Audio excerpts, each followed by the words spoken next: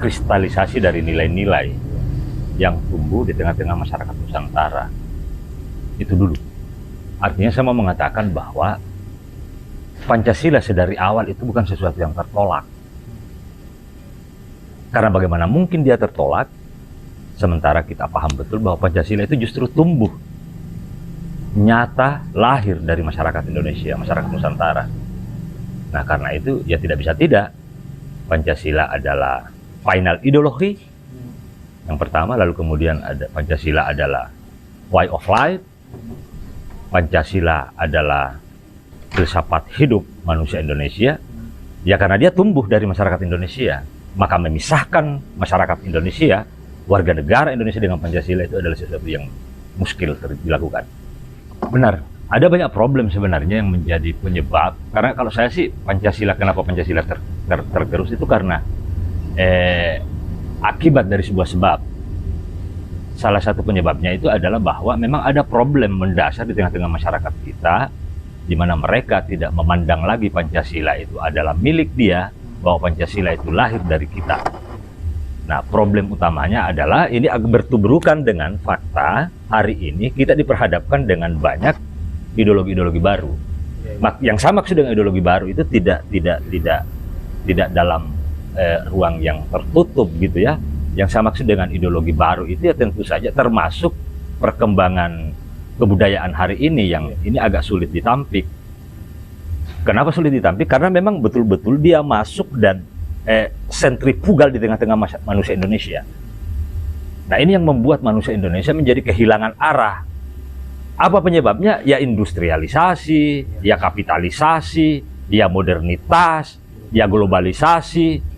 Transformasi budaya ini yang begitu kencang, arusnya masuk ke negara kita ini yang membuat kita menjadi kelimpungan.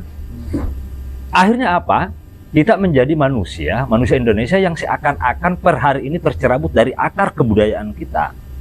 Nah sementara kita tahu betul bahwa Pancasila itu adalah kristalisasi nilai yang dipetik dari nilai-nilai dan esensi kebudayaan manusia Indonesia.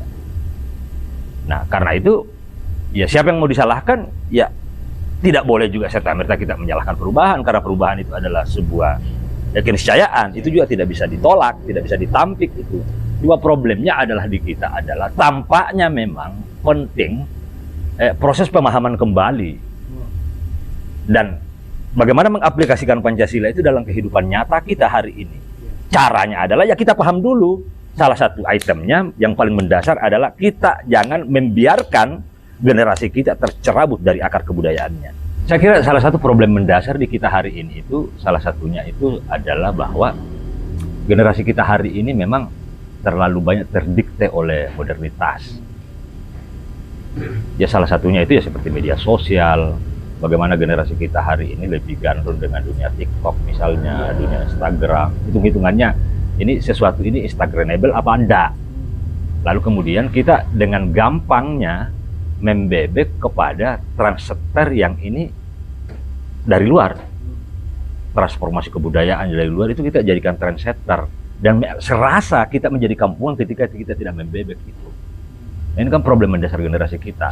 Ditambah lagi, agak sulit kita menemukan panutan hari ini. Keteladanan. Aktor-aktor kita hari ini kehilangan. Dan karena itu, legacy tentang nilai-nilai Pancasila yang ditampakkan oleh para aktor kita hari ini sudah mulai kehilangan makna. Dan generasi agak bingung meletakkan dirinya karena keteladanan itu yang meraih. Itu salah satunya. Ya taruhlah misalnya para petinggi kita hari ini yang relatif tidak menunjukkan tabiat sebagaimana tabiat idealnya seorang manusia Pancasila dan seterusnya. Ini juga menjadi problem.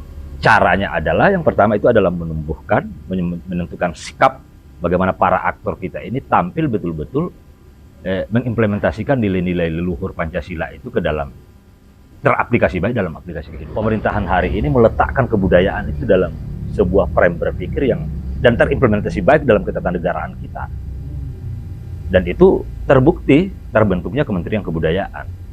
Nah karena itu kita tentu saja menaruh harapan banyak kepada Kementerian Kebudayaan itu betul-betul bisa memberikan aksentuasi terhadap nilai-nilai yang hidup dan bertumbuh di tengah-tengah masyarakat kita, yang kaitannya dengan soal-soal kebudayaan itu. Karena bicara Pancasila adalah juga bicara sosial kultur manusia Indonesia, manusia Nusantara. Nah, karena itu ya Kementerian Kebudayaan ini mesti menginternalisasi dirinya sehingga betul-betul bisa berjalan bareng. Dan ya terlalu berlebihan barangkali kalau saya mau mengatakan bahwa kita acungi jempol lah. Kenapa ya? Karena itu tadi, keberanian mengambil sikap tegas untuk membentuk Kementerian Kebudayaan. Dan itu hanya ada di pemerintahan hari ini. Berbeda dengan pemerintahan sebelumnya. Mungkin mereka juga berpikir kebudayaan, tetapi itu tidak diletakkan dalam tata kelola pemerintahan negara. Ada optimisme terkait pelestarian. Amat sangat menaruh perhatian dan optimisme yang mendalam terhadap pemajuan kebudayaan kita ke depan. Ini terlebih lagi bahwa per hari ini kan kita sudah menemukan ada undang-undang pemajuan kebudayaan, undang-undang nomor 5 dan seterusnya. Saya kira ini adalah bentuk dari perhatian atensi negara terhadap realitas dan fakta kebudayaan. Sisanya adalah bagaimana kita meletakkan kebudayaan dalam kehidupan kita per hari ini, dan bagaimana kita meninggalkan lebih-lebih yang baik lah untuk generasi kita, sehingga generasi hello guys, generasi scrolling itu tidak lagi terdikte oleh arus perubahan-perubahan. Saya kira itu.